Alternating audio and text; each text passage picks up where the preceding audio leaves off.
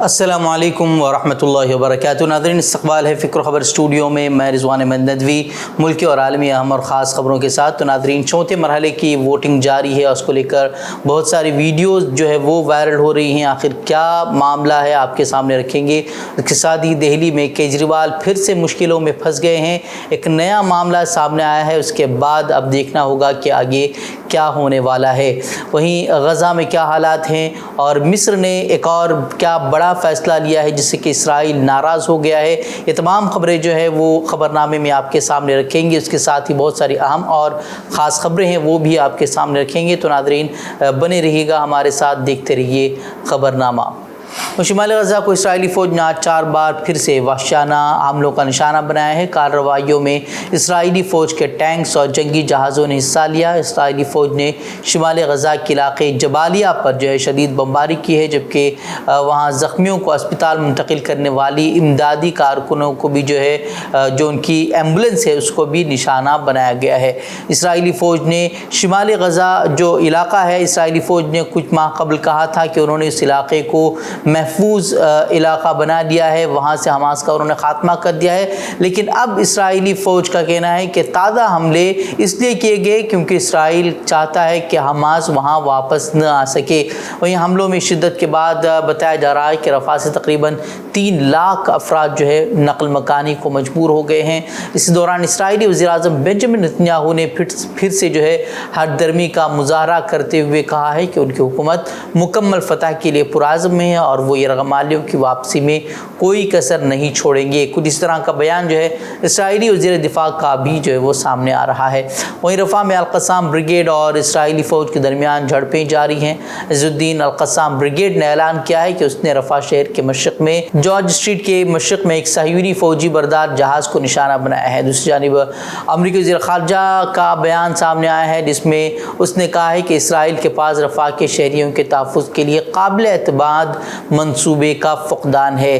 وزیر خارجہ Antony Blinken نے اسرائیل کو 3500 بموں کی ترسیل روکنے کے فیصلے کا دفاع بھی کیا اور کہا کہ ان کو جنوبی شہر رفح میں استعمال کیا جا سکتا ہے، جہاں اسرائیل کے پاس 14 لاکھ پناہ گزین شہریوں کے تحفظ کے لیے قابل اعتماد منصوبے کا فقدان ہے۔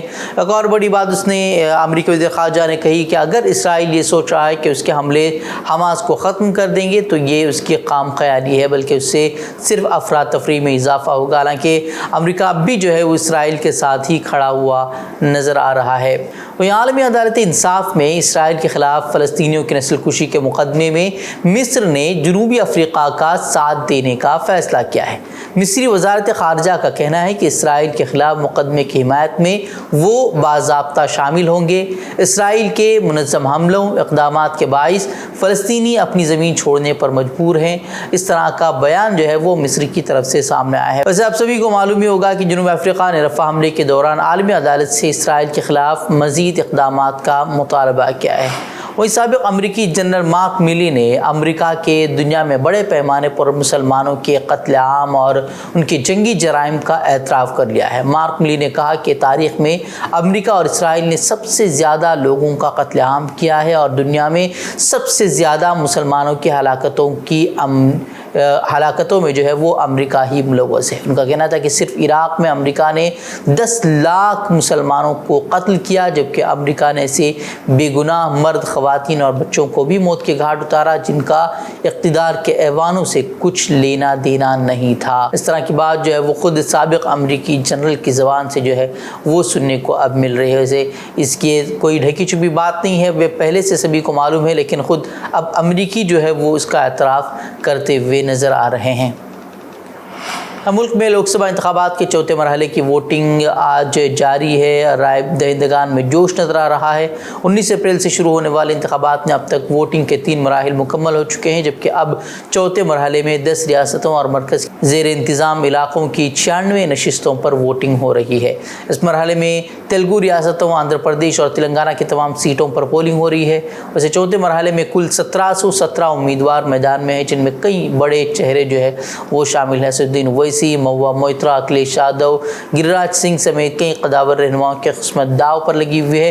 وہیں آج ووٹنگ ہو رہی ہے تو کئی مقامات پر آج بھی جو ہے ووٹروں کو ہراساں کرنے کی ویڈیو سوشل میڈیا پر گردش کر رہی ہیں، جس میں ووٹر اپنی شکایت کرتے ہوئے نظر آ رہے ہیں۔ کہیں پر یہ بھی الزامات کیا جا رہا ہے کہ ووٹ تو سماجوادی پارٹی کو ڈالا گیا، لیکن وی وی پیٹ میں پرچی نکل رہی ہے تو وہ بھاجپا کی۔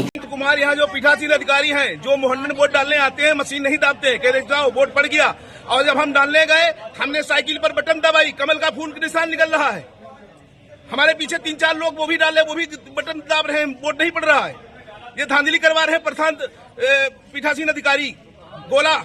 میں گولا سے بول رہا ہوں، حسرجہ برکاتی، منو گنج میرا ووٹ نمبر ہے، 575 نمبر میرا ووٹ ہے۔ تو مختلف جگہوں سے سماجوادی پارٹی نے الزام عائد کیا ہے کہ ان کے ووٹروں کو جو ہے وہ ہراساں کیا جا رہا ہے۔ وہیں حیدرآباد سے ایک ویڈیو سامنے آئی ہے جہاں بی جے پی امیدوار مادھوی لتا جو کہ اسد الدین اویسی کے خلاف میدان میں اتری ہیں، وہ پولنگ بوتھ پر وزٹ کے نام پر مسلم خواتین ووٹروں کو ہراساں کرتی ہوئی نظر آ رہی ہیں، وہ ان کی چیکنگ کر رہی ہیں۔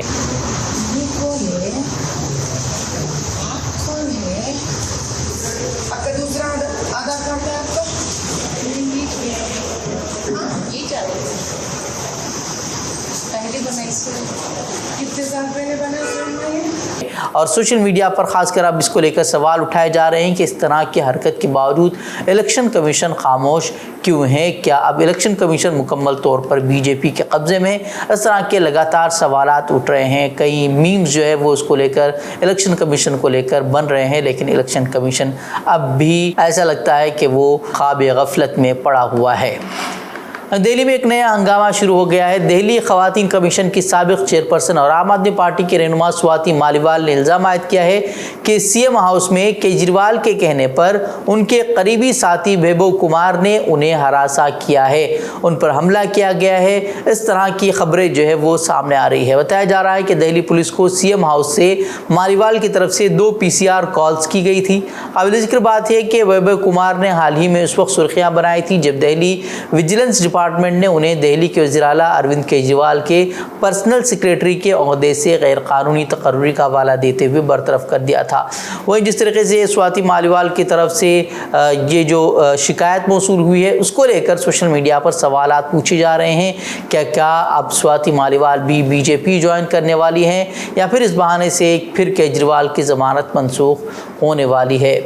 رابطہ سوسائٹی بھٹکل کے زیر اہتمام یو پی ایس سی کی اہمیت اور اس کی ضرورت کے عنوان کے تحت ایک پروگرام گزشتہ روز رابطہ ہال میں منعقد کیا گیا، جس میں All India Muslim Personal Law Board کے جنرل سیکریٹری مولانا فضل الرحیم مجددی صاحب نے خصوصی خطاب کرتے ہوئے موجودہ دور میں سول سروس کی اہمیت و ضرورت پر فکر انگیز خطاب کیا۔ مولانا نے مسلمانوں کے موجودہ تعلیمی تناسب کو بیان کرتے ہوئے انہیں تعلیمی میدان میں آگے بڑھنے کی ترغیب دی اور انہیں جھنجھوڑتے ہوئے کہا کہ اگر اب بھی مسلمانوں نے تعلیمی میدان میں اپنے تناسب کو بڑھانے کی کوشش نہیں کی تو پھر آئندہ کے مراحل آسان نہیں ہوں گے۔ بھٹکل میں رابطہ سوسائٹی کے زیر اہتمام سول سروس امتحان میں شریک ہونے والے خواہش مندوں کے لیے منعقدہ ورکشاپ سے قبل عمائدین قوم سے خطاب کرتے ہوئے مولانا نے افسوس کے ساتھ کہا کہ ہندوستان میں مسلمانوں کی آبادی 18% ہے، لیکن مسلمان ملک کے ہر شعبے میں پچھڑا ہوا ہے۔ مولانا نے کہا کہ سول سروس کے میدان میں ابھی کچھ سالوں سے مسلمان آگے تو بڑھ رہے ہیں اور یہ اقدام جو ہے وہ خوش آئند ہے، لیکن جتنے فیصد وہ اس میدان میں ہونے چاہیے وہ اب تک نہیں ہیں۔ وہیں مولانا ابوالحسن علی ندوی اسلامی اکیڈمی بھٹکل کے روح رواں مولانا محمد الیاس ندوی نے کہا کہ ہمیں پی ایم اور سی ایم کی ضرورت نہیں ہے، بلکہ ان کے پیچھے اصل کام کرنے والی ٹیم بنانے کی ضرورت ہے، جو کہ صرف اور صرف سول سروس کے میدان میں آنے کے بعد ہی بنائی جا سکتی ہے۔ وہیں قاضی جماعت المسلمین بھٹکل مولانا عبدالرب ندوی اور قاضی خلیفہ جماعت المسلمین بھٹکل مولانا خواجہ معین الدین ندوی مدنی نے بھی ملک کے موجودہ حالات کے تناظر میں اپنے خیالات کا اظہار کیا۔ رابطہ کے سیکریٹری جنرل جناب عتیق الرحمن منیری نے بھی اپنے خیالات کا اظہار کیا اور اس کے لیے رابطہ کی جانب سے مکمل تعاون دینے کی بھی یقین دہانی کرائی۔ راہل گاندھی کے ساتھ عوامی بحث کی تجویز پر وزیر اعظم مودی کی خاموشی کے بیچ B J P leader Tejasvi Surya نے اور دوسرے بی جے پی لیڈروں نے جو ہے اب مورچہ سنبھال لیا ہے۔ انہوں نے سوال کیا کہ راہل گاندھی کون ہیں، وزیر اعظم مودی ان سے بحث کیوں کریں۔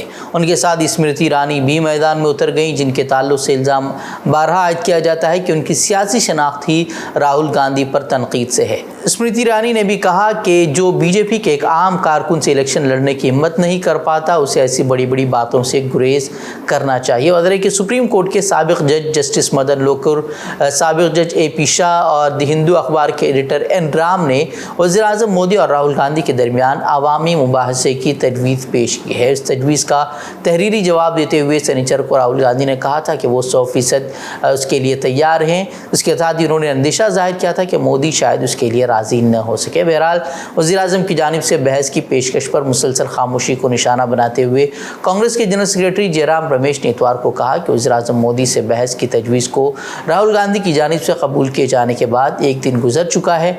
56 इंच की छाती अब तक इस दावतनामे को कबूल करने की हिम्मत नहीं जुटा पाई है। वैसे हम सभी को मालूम है कि वज़ीर आज़म मोदी को इख्तिदार में आए 10 साल हो चुके हैं, लेकिन इस दौरान उन्होंने एक भी खुली प्रेस कॉन्फ्रेंस नहीं की। अलबत्ता वज़ीर आज़म मोदी ने गोदी मीडिया के कुछ एंकरों को इंटरव्यूज़ ज़रूर दिए हैं, जिसमें किस तरह के सवालात पूछे गए वो हम सभी जानते ही हैं। लोकसभा इंतखाबात 2024 के चौथे मरहले के दौरान नेशनल कॉन्फ्रेंस के सदर डॉक्टर फारूक अब्दुल्ला और नायब सदर उमर अब्दुल्ला ने अपना वोट डाला।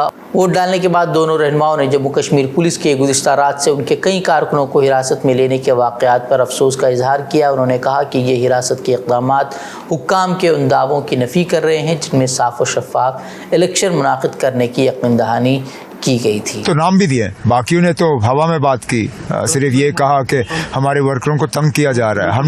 हमने तो नाम दिए। हमने कहा कि ये 8 नाम है, क्योंकि हम नहीं चाहते हैं कि कल को आप कहे कि हम बकवास कर रहे हैं। हमने थाने के नाम दिए, उन लोगों के नाम दिए जिनको बुला के जो है पकड़ा गया। ये बदकिस्मती से एडमिनिस्ट्रेशन की तरफ से इस पोल प्रोसेस को थोड़ा विशेट करने की एक कोशिश है, जो कि हम मतलब इसकी जितनी निंदा की जाए कम है, और उम्मीद करते हैं कि इसको दोबारा दोहराया नहीं जाएगा। आम आदमी पार्टी के कौमी कन्वीनर और दिल्ली के वज़ीर आला अरविंद केजरीवाल ने कहा कि अगर वो दोबारा जेल गए तो बीजेपी आवाम की मुफ्त बिजली और पानी बंद कर देगी और सरकारी स्कूलों और अस्पतालों को ख़राब कर देगी। अरविंद केजरीवाल ने इतवार को नई दिल्ली सीट से इंडिया अलायंस के आम आदमी पार्टी उम्मीदवार सोमनाथ भारती और जनूबी दिल्ली से उम्मीदवार महाबल मिश्रा की हिमायत में रोड शो किया। इस दौरान उन्होंने कहा कि आपके लिए अच्छे स्कूल और अस्पताल बनाए गए, 24 घंटे मुफ्त बिजली और इलाज का इंतज़ाम किया। इसी बिना पर उन्हें जो है जेल में डाल दिया गया। उन्होंने बीजेपी पर गंदी सियासत का इल्ज़ाम आयद किया और कहा कि हम सबको इस आमिरियत के खिलाफ लड़ना होगा।